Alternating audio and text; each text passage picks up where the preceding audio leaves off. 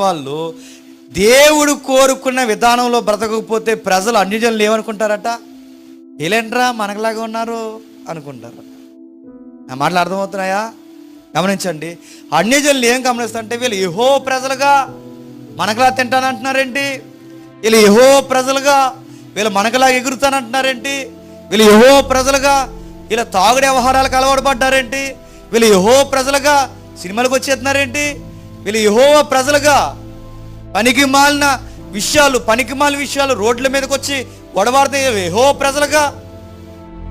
అరే మనలాగే ప్రవర్తిస్తున్నారు, మనతో చేతులు కలుపుతున్నారు, మనకులాగే వ్యవహరిస్తున్నారు అంటే వీళ్ళు యెహోవా ప్రజలుగా. దేవుడు అంటున్నాడట, రే మీరు చేసే పనులను బట్టి మిమ్మల్ని కాదురా దూషించేది ప్రజలు, నన్ను దూషిస్తున్నారు.